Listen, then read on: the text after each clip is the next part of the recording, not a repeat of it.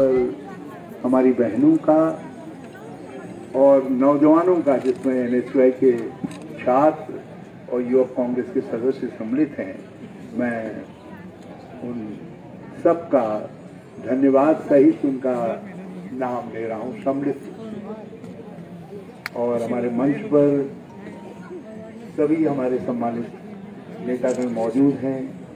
गोविंद सिंह जी हैं, हमारे मनोज तिवारी जी हैं, प्रदीप टमटा जी हैं, हरीश धामी जी हैं, ललित परसवार जी हैं, हरीश ऐठानी जी हैं, हमारे बाल साहब हैं, बिहार से चुनाव लड़े थे, गोपाल दत्त जी, बालकृष्ण जी, सब लोग पुराने नए सब लोग यहाँ पे मौजूद हैं। मैं सबकी तरफ से बागेश्वर की जनता जनार्दन को प्रणाम करता हूँ और भगवान बागनाथ के श्री चरणों में प्रणाम करते हुए उनसे प्रार्थना करता हूँ कि भगवान इस साल थोड़ा सा कृपा करिए, थोड़ा बारिश हो, थोड़ी ठंड बढ़े। मुझे तो चिंता ये हो रही है कि मार्च के महीने में क्या होगा जब इस समय ये हाल है। तो भगवान बागनाथ जी से हमारी प्रार्थना है कि जरा प्रकृति को कृपालु बनाए। कुछ हमारी गलतियां होंगी, मगर उसका दुष्प्रभाव ऐसा नहीं पड़ना चाहिए। यदि यही मौसम का बदलाव रहा तो आम गरीब आदमी का जीवन और कठिन हो जाएगा। कुछ सैप ने मार देगा, और सैप तो मार ही रहा है, जो है मोदी सैप मारने में ही लगा हुआ है। महंगाई कितनी बढ़ गई देखो, कोई अब बताने की बात ही नहीं रह गई है। पेट्रोल डीजल के दाम तो मोदी जी ने तय कर दिया है कि 100 रुपये से ज्यादा पर लीटर आपसे खरीदवाना है, और गैस को लगता है 1000 रुपये तक पहुंचाए बिना ये पहलवान मानेगा नहीं, मानने वाला नहीं है। और कोई चीज जो गरीब आम उपभोक्ता, मध्यम वर्ग, निम्न मध्यम वर्ग के काम का है, उस सब चीज के दाम आसमान की तरफ बढ़ गए। किसान बात, जिस समय मोदी जी बात करते हैं तो मन ये करता है कि बड़ा सा बोरा लाते तो उसमें भर के ले जाते। बात ही बात है और काम कुछ नहीं। और बड़े मियाँ छोटे मियाँ भी सुभान अल्लाह हैं, जो यहाँ त्रिवेंद्र जी बैठे हुए हैं, वो भी निमखंड रहे कसक हट के काम न धंध खेल के।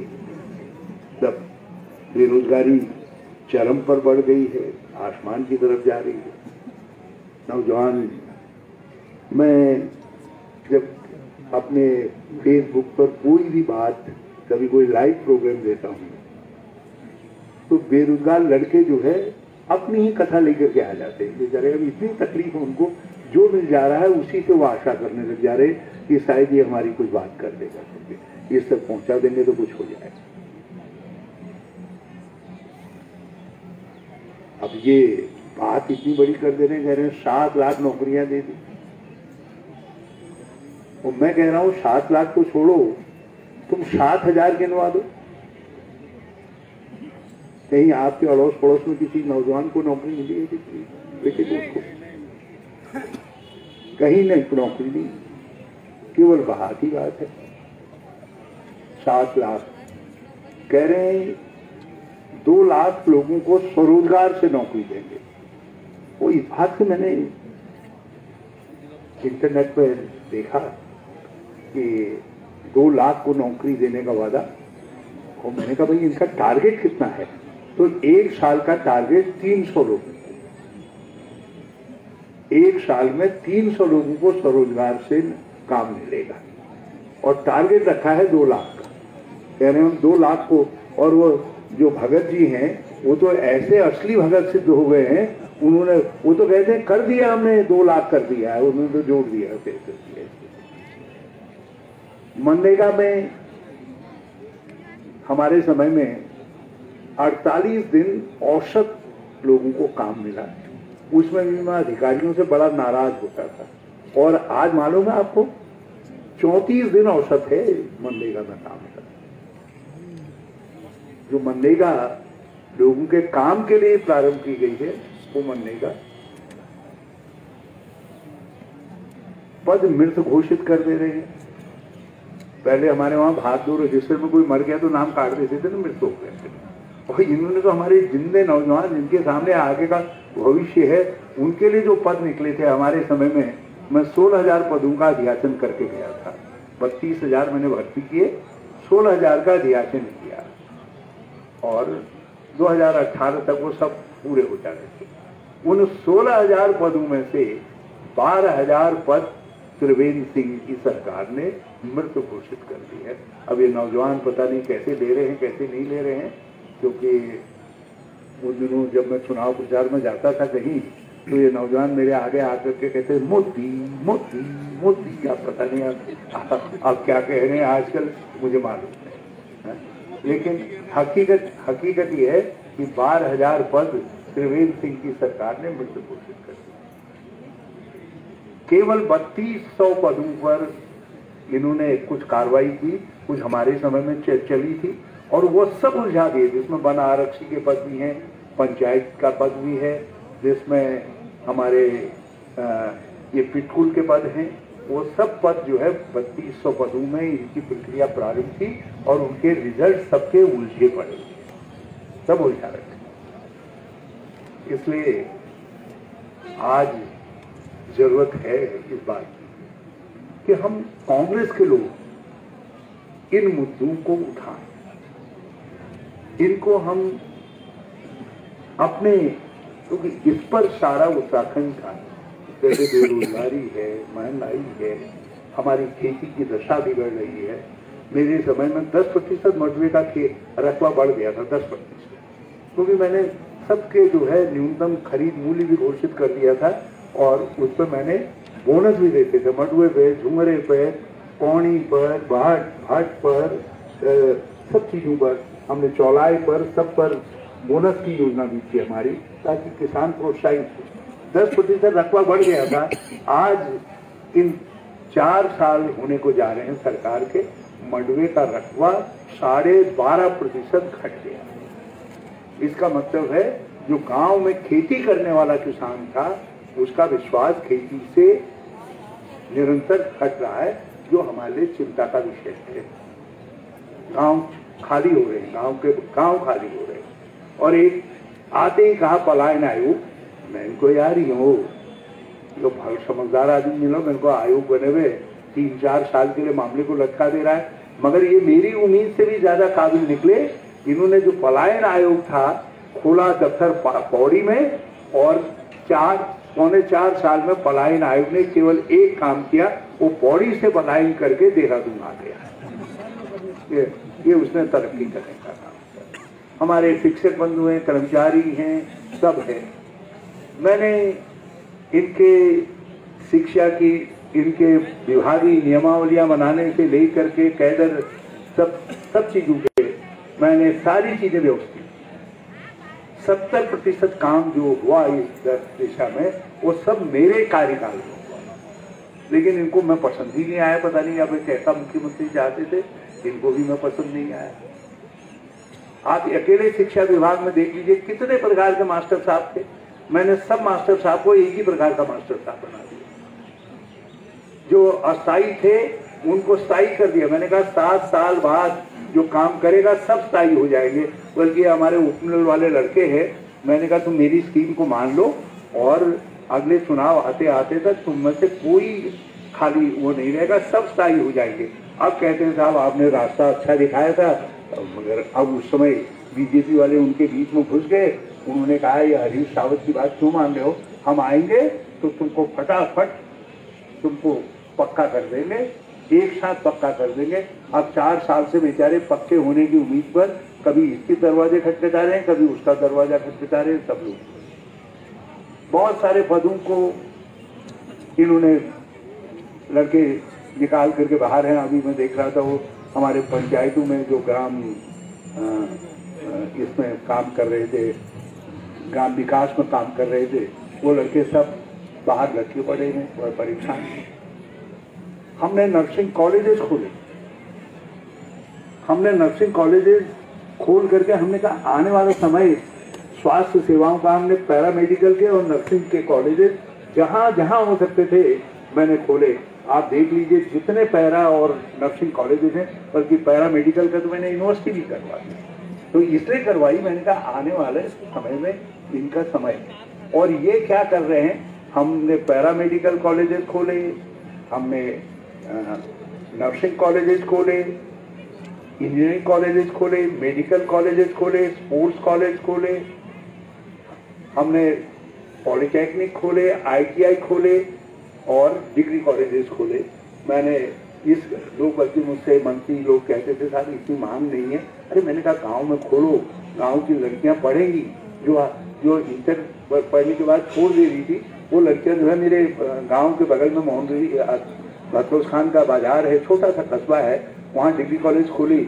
वहाँ इस समय पढ़ने वाली 90% बच्चियां हैं, लड़कियां हैं, क्योंकि हर लड़की अब डिग्री कर ले रही है, शादी से पहले ग्रेजुएट हो जा रही है। मैंने कहा भाई उनके लिए फिर हम अलग तरीके का रास्ता निकालेंगे। और इन्होंने पिछले 3.25 साल के अंदर अधिकांश हमारे खोले हुए 1/4 ITI पॉलिटेक्निक और दूसरे कॉलेजेस को बंद करने का काम किया है, बाकी और कोई काम नहीं किया।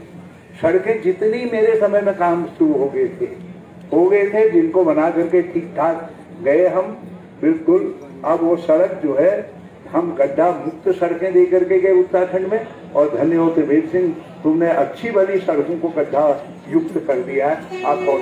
आप अल्मोड़ा से चलो यहाँ बागेश्वर तक, घर आकर के अच्छे भले आदमी को अपनी पीठ में शेक लगाना पड़ता है। मैं गलत तो नहीं कह रहा हूँ? नहीं तो कोई सड़क ऐसी नहीं थी जिसकी राइडिंग क्वालिटी हमने बागेश्वर कपूर जैसी न बना दी हो। बहुत बढ़िया राइडिंग क्वालिटी की सड़कें बना करके गए हम, और ये हमारी बनाई हुई सड़कों की मरम्मत भी नहीं कर पा रहे। हमने इतनी लिफ्ट ड्रिंकिंग वाटर स्कीम शुरू की, आज उनमें से 16 स्कीमें लिफ्ट ड्रिंकिंग वाटर की अधर में रखी हुई हैं, आधी बन गई हैं, आधे के लिए पैसा जुटाने का काम नहीं कर रहे। हमारे मुंशी हरिप्रसाद जी थे, उन्होंने एक शिल्प को पहचान दी, और शिल्पकार एक ऐसा शब्द दिया जिसको आज दुनिया मान रही है। शिल्पकार का अर्थ है टेक्नोक्रेट। आज दुनिया टेक्नोलॉजी की तरफ जा रही है। उन्होंने हमारे वहाँ एक समूह को शिल्पकार शब्द दिया। मैंने उनके सम्मान में एक अपनी एप्रोप्रिएट टेक्नोलॉजी के लिए, अपने पुराने शिल्प आदि आदि के लिए एक राष्ट्रीय स्तर का संस्थान जागेश्वर के ऊपर बरोड़ा बांध में स्वीकृत किया। इन्होंने जितना उसका पैसा दे दिया था निर्माण एजेंसी को, इन्होंने मेरे जाने के बाद उस पैसे को वापस ले लिया वो निर्माण एजेंसी से, और अब मुंशी हरिप्रसाद जी का जो संस्थान आधे अधूरे में क्या मतलब 1/10 का काम हुआ था, वहीं पर रुका पड़ा है। बल्कि मैंने कुंजवाल जी से कहा है, मैं को एक दिन बैठूं, पी लीजिए, अनशन करेंगे, पी लीजिए आवाज, ये हालत है उसकी। मैंने एक सोचा अल्मोड़े को पहचान मिलेगी, वैसे तो अल्मोड़े को क्या पहचान की दरकरार, लेकिन फिर भी जो है मुझे ये समझ में आया कि भाई हम शिक्षा नगरी कहते हैं। तो मैंने कहा एक हम JNU के तर्ज पर आवासीय विश्वविद्यालय अल्मोड़ा में बनाएंगे। खोल गए, VC बना दिया, सब कुछ कर दिया। मनोज कहाँ है इधर, सब काम शुरू हो गया उसका। लेकिन 2 साल के बाद उसको शोभन सिंह जीना नाम दे करके, अरे शोभन सिंह जीना जी के नाम पर एक नहीं, मैं तो कह रहा हूँ 2 विश्वविद्यालय खोलो, एक कुमाऊं में खोलो, एक गढ़वाल के अंदर खोलो, हम स्वागत करेंगे। लेकिन तुम आवासीय विश्वविद्यालय को उसके लिए तुमने समाप्त कर दिया। यहाँ ये बगड़ में हमने जो आधा सौंदर्यीकरण का काम था, मैं हर बार ऊपर से देखता हूँ, मैंने कहा क्या किया है करके, पिछले 2-1 साल से वो सौंदर्यीकरण का काम बिल्कुल ठप पड़ा है। कपकोट में जितना काम हम करवा करके गए, एक काम माई के लड़कों कहीं से कसम खाने लायक जो है तो छोड़ दो, कर देते, कुछ तो शुरू करवा देते ना, कुछ नहीं। ही कोई काम नहीं। कहीं आप किसी इलाके के अंदर चले गए, मैं बहुत आभारी हूँ, हमारे साथियों ने सबने बड़ा याद किया, कहा कि इनके समय में ये योजना शुरू हुई, वो योजना शुरू हुई, सब योजनाएं हमने शुरू की। और मेरा अपना जितना इतने सालों में मैं समझ पाया था उत्तराखंड को, उस समझ के अनुसार मैंने उत्तराखंड को बनाने की सोची। अब 1.5 साल मेरा लगा आपदा में। कितनी बड़ी आपदा थी, टूट कितनी थी, आप सब लोग जानते हो। 1.5 साल कुछ दिखाई नहीं दिया, नहीं तो 4 धाम यात्रा ही कैसे हो पाती, इतनी बड़ी नंदा राजजात कैसे हो पाती, कुंभ कैसे, अर्धकुंभ कैसे हो पाता। लेकिन मैंने सब आयोजित किए और बहुत शानदार तरीके से आयोजित हुए। जिन लोगों के सहयोग से हुए, मैं उन सबको बहुत बहुत धन्यवाद देना चाहता हूँ। लेकिन आज मुझे इस बात की तकलीफ है कि नाम हिंदुत्व का ले रहे हैं, मगर कुंभ को जो है करने के लिए आनाकानी कर रहे हैं। हरिद्वार का कुंभ गड़बड़ में पड़ने जा रहा है। पहले कांवड़ यात्रा गड़बड़ में पड़ी, पहले तो ये 4 धाम यात्रा को ही बंद कर देना चाह रहे थे। वो तो मैंने बार बार जब हल्ला गुल्ला मचाया तो इनको लगा कि हरीश रावत, कहीं हरीश रावत को लोग हिंदू न समझ रहे हैं, तो इस डर के मारे जो है इन्होंने 4 धाम यात्रा शुरू कर, या यात्रा शुरू कर। अब कुंभ को नहीं करने देना चाह रहे हैं, नहीं कर रहे हैं। अब बातें सुनो, डबल इंजन है, हमने सब कर दिया। कह रहे हैं हमने 4 धाम के लिए यात्रा लाइनें बढ़िया कर दी। मैं आज भी कह रहा हूँ दावे के साथ, वो प्रोजेक्ट मैंने मंजूर करवाई। इनको क्या मालूम 4 धाम में जो है टनकपुर पिथौरागढ़ रोड को भी डालना है। जब हरीश रावत था तभी तो बड़ी, और मैं करवा करके गया। मेरी अध्यक्षता में प्रधानमंत्री ने उसका लोस्त्रोटन किया। योजना मेरी नहीं होगी, मैं अपने कांग्रेस के दोस्तों से कहना चाहता हूँ, क्योंकि कांग्रेस वाले उस बातों को कहते नहीं है। आज भाजपा वाले आंख बंद करके कहते हैं। सोनिया गांधी जी ने हमको रेल दी कर्णप्रयाग से लेकर के ऋषिकेश से लेकर के कर्णप्रयाग। उनकी तरफ से एंटनी उस समय हमारे रक्षा मंत्री थे, उन्होंने आकर के शिलान्यास किया और आज भाजपा ने उस रेल को भी अपना बना लिया। उस रेल को भी कहते हैं हम बना रहे हैं। अरे स्वीकृत करके कांग्रेस के समय में बजट स्वीकृत हुआ नेशनल प्रोजेक्ट के रूप में। दूसरा नेशनल प्रोजेक्ट के रूप में हमने बागेश्वर को रखा था, जिसमें टनकपुर से लेकर के बागेश्वर तक, वो भी राष्ट्रीय प्रोजेक्ट के रूप में। रामनगर से चौखुटिया को भी उसी में रखा था, लेकिन काम केवल उसी में उस समय शुरू हो पाया था। तो इन्होंने केवल उसको आगे बढ़ने दिया, ये तो मैं मान सकता हूँ, लेकिन इनकी है इसको मैं मानने को तैयार नहीं हूँ। वैसे ही 4 धाम यात्रा सुधार मार्ग भी ये सब हमने करवाई। ये एयरशिप जितनी थी सब हमने बनाई। जब एक बार उसमें जहाज चलने वाला, मैं तो जहाज चला करके गया था, पिथौरागढ़ में भी जहाज चला करके गया था, लेकिन मेरे जाने के बाद इन्होंने जो कंपनी को मैंने ठेका दिया था उस ठेके को रद्द कर दिया। तो बाद में कहीं से एक ऐसा जहाज ले आए जिसका आसमान में दरवाजा ही खुल जा रहा था। अब वो दरवाजा खुलने वाला जहाज भी गायब हो गया है।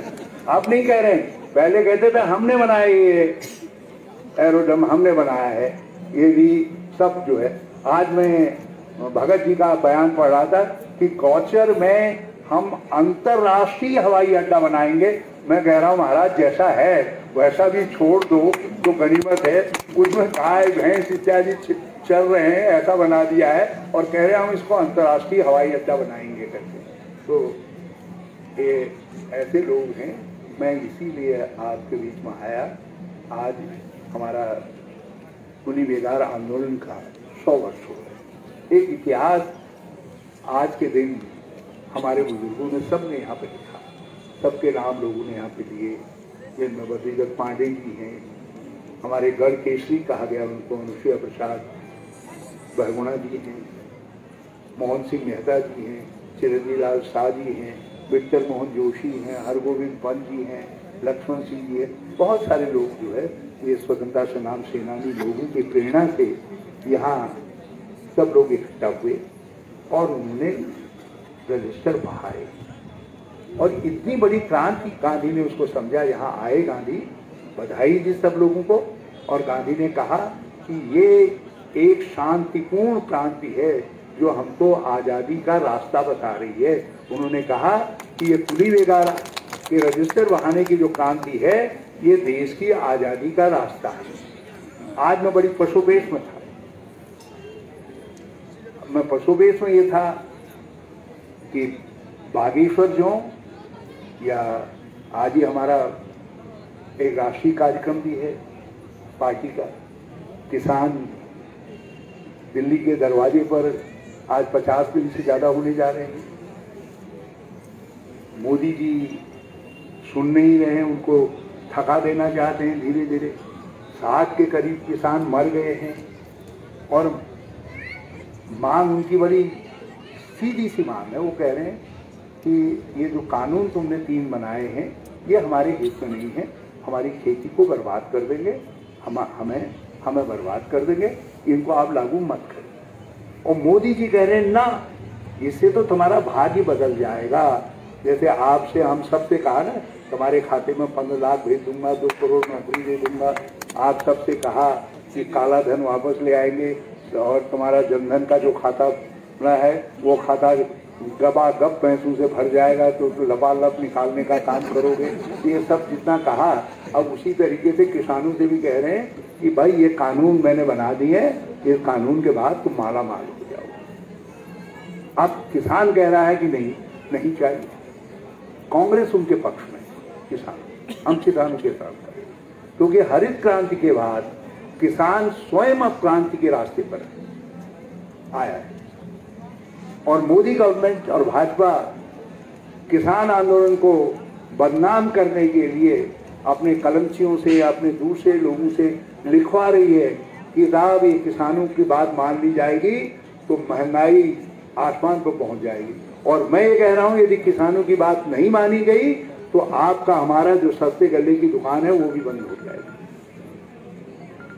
क्योंकि यदि एमएसपी नहीं होगा, अनाज को पूंजीपति लोग खरीदेंगे केवल, मंडी नहीं होगी, सरकारी खरीद नहीं होगी, एफसीआई नहीं होगी, सरकारी खरीद नहीं होगी। जब सरकार गेहूं चावल खरीदेगी नहीं तो सस्ते गले की दुकान में गेहूं चावल कहाँ से आएगा? कोई आसमान से आएगा? ये 2 रुपए किलो गेहूं और 20 रुपए किलो चावल मिले रही जो काबा, ये धीरे धीरे 1-2 साल में उसको भी बंद कर देंगे। ये आपके पेट पर भी चोट है, किसान पर भी चोट है। इसलिए कांग्रेस ने तय किया कि हम आज के दिन विधानसभा का घेराव करें, ना हम गवर्नर हाउस का घेराव करेंगे। क्योंकि जो गवर्नर हैं वो आजकल मोदी सरकार के एजेंट मात्र रह गए, तो हमने कहा उन पर हम हल्ला बोल करेंगे। आज हमारे हजारों हजार साथी गवर्नर हाउस में हल्ला बोल कर रहे हैं, और इसीलिए मैंने आपके साथ एकजुटता और उन किसान भाइयों के साथ और अपनी पार्टी के कार्यक्रम के साथ एकजुटता जाहिर करने के लिए मैं चंडीगढ़ भी नहीं जा पाया, मैं देहरादून भी नहीं जा पाया। तो मैंने आपके साथ बागेश्वर में मैंने कहा नहीं, मैं जो 100 साल की हमारी परंपरा है, जो हमारे बुजुर्गों ने परंपरा जारी, क्योंकि वो भी किसानों का आंदोलन था। ये कुली बेगार किसान को देनी पड़ती। जो हम लोगों से गेहूं चावल की वसूली करते थे वो किसान से करते थे। जो हम अपने बच्चे को दूध नहीं पिला सकते थे, लेकिन अंग्रेज के साहब को जो दूध पिलाना पड़ता था वो भी जो है किसान से होता था। तो इसलिए उस आंदोलन की याद के लिए मैं यहाँ आया, और मैं आप सबका बड़ा आभारी हूँ कि आप सब ने मेरे साथ एक यहाँ पर मौन व्रत साथ करके किसानों के साथ अपनी एकजुटता का और पार्टी के कार्यक्रम के साथ अपनी एकजुटता का संदेश दिया। इसके बाद हम सब लोग अपने उन बुजुर्गों की और कुली बेगार की स्मृति में 100 घड़ा पानी सरयू में चढ़ाए। और उससे पहले मैं आप सबकी इजाजत लेकर के एक संकल्प लेना चाहता हूँ, क्योंकि इस राज्य के अंदर मैं एक बड़ा भारी खतरा देखता हूँ। यहाँ लोग अब सेवा के जरिए नहीं आ रहे हैं। मैं जब राजनीति में आया था तो मैंने शुरुआत एक हाई स्कूल की मैनेजमेंट कमेटी का मैं महामंत्री बना था और हम श्रमदान करवाते थे, चंदा करवाते थे। उससे जो है मैंने अपने इलाके के लोगों के साथ जुड़ा और उसी एवज में मुझको अपने ग्राम सभा का वो प्रधान बनाया गया और उसी एवज में मैं धीरे से ब्लॉक प्रमुख भी हो गया।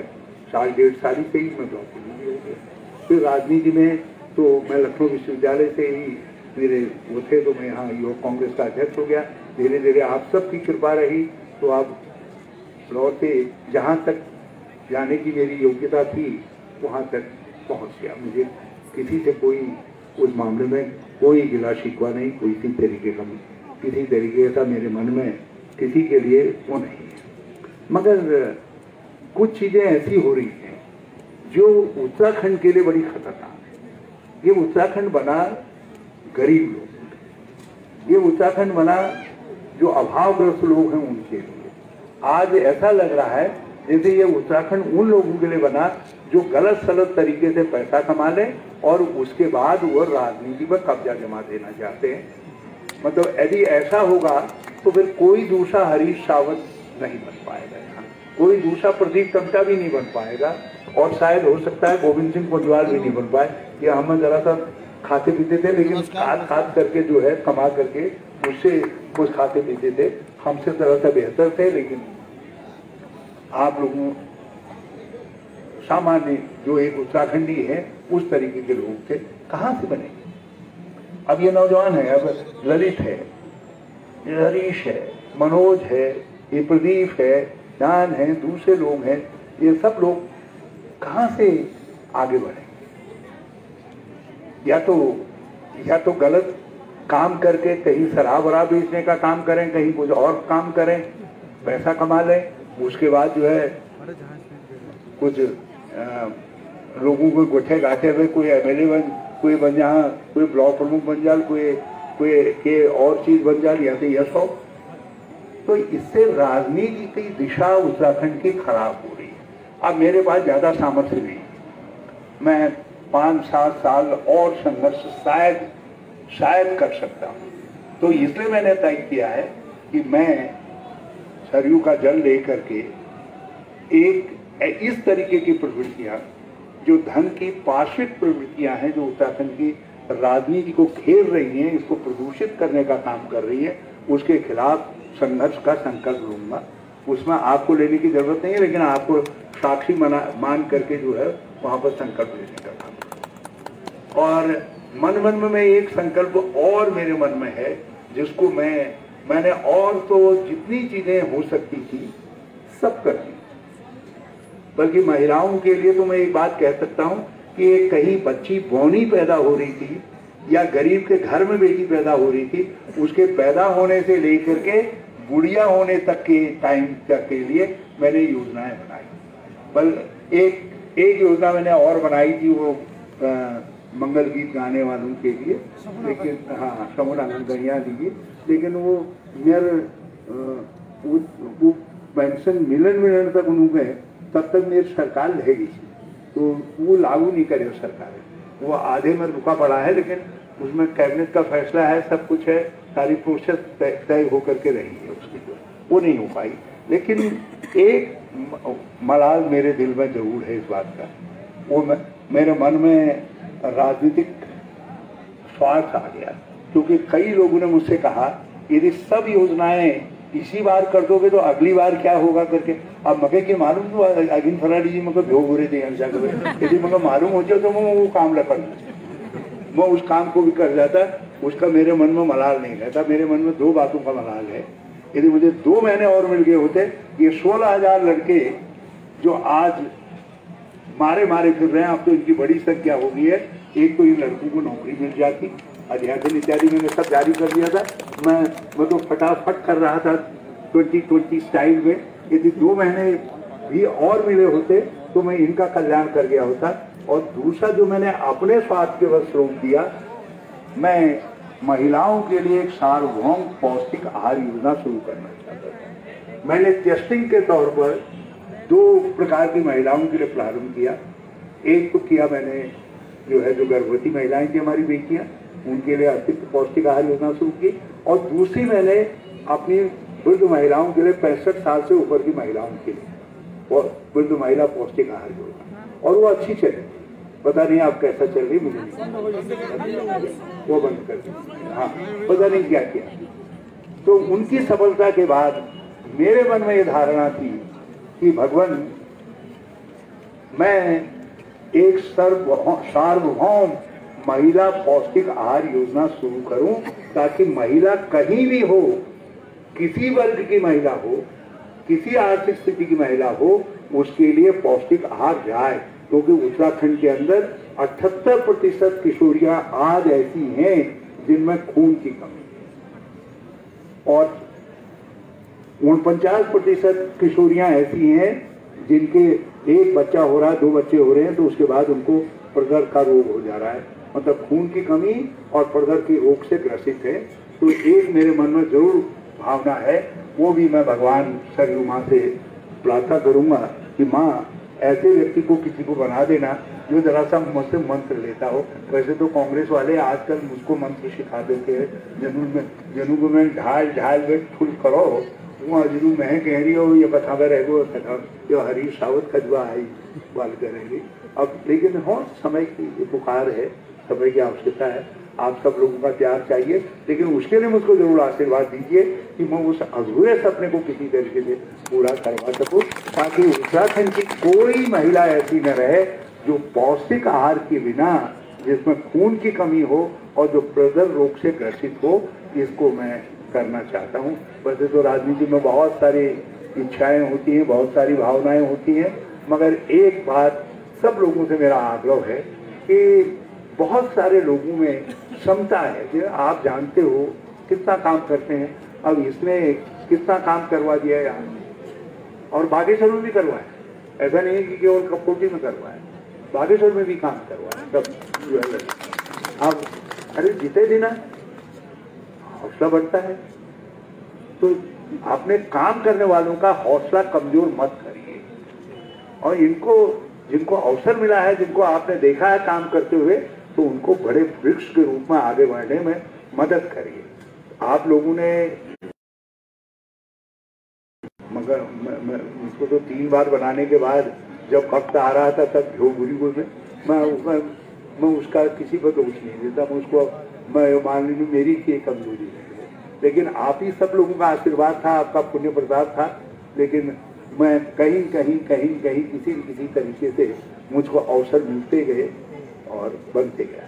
लेकिन एक बात आप याद रखोगे कि मैंने कोई चीज भूली नहीं, और मुझे बेहद प्रसन्नता है इस बात की कि जितनी चीजें हो सकती थी, जो इस मिट्टी के लिए हो सकता था, इस मिट्टी के बेटे और बेटियों के लिए हो सकता था, मैंने वो सारे काम शुरू करवाए और उन सारे कामों के लिए लक्ष्य बना करके, योजनाएं बना करके आगे डालने का काम किया।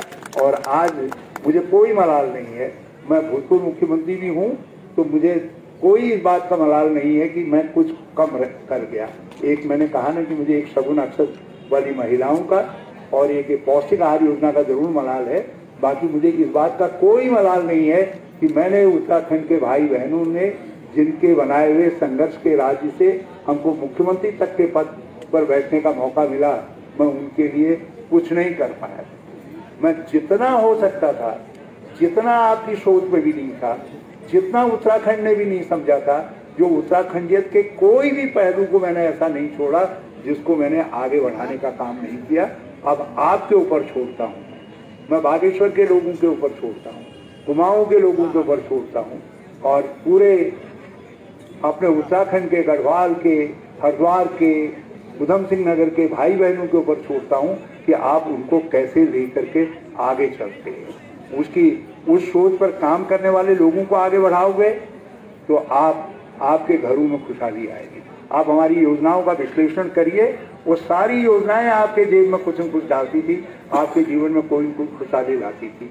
तो इसलिए आप सबसे मेरा आग्रह है कि अपने लिए सोचते हुए आगे आने वाले समय में आप हमारे इन सब होनहार नेता लोगों का सबका साथ दीजिए। अब प्रदीप हैं, इतनी स्पष्ट सोच के व्यक्ति है, अब यहाँ तक पहुँचा दिया, आ गई। अब आज एक कदम दूर हैं एक राष्ट्रीय नेतृत्व के पंक्ति से एक कदम की। यदि आप एक जोर लगा दोगे, आप गोविंद सिंह कुंजवाल जी हैं, लोकतंत्र का इतिहास जब तक जिंदा रहेगा गोविंद सिंह कुंजवाल जी का नाम रहेगा, क्योंकि कांग्रेस के लोगों ने नहीं समझा इन्होंने क्या कर दिया। मोदी जी को पहली राजनीतिक हार कहीं मिली तो उत्तराखंड, पहली राजनीतिक। एक इतिहास बन गया कि एक बर्खास्त मुख्यमंत्री फिर से मुख्यमंत्री बन गया।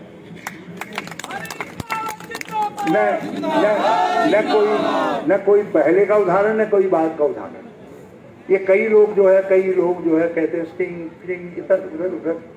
अरे राजनीतिक लड़ाई थी, लड़ाई में युद्ध में ये जीत ये देखा जाता है। युद्ध में हर तरीके का ऑप्शन, हर तरीके के हथियारों का उपयोग किया जाता है, और हमने वो लड़ाई जीती आपके लिए, कांग्रेस के लिए जीती। बल्कि कांग्रेस के लोगों को चाहिए था, जिस दिन हमने विधानसभा में अपना बहुमत कायम किया था, उस दिन कांग्रेस के लोग उस दिन को लोकतंत्र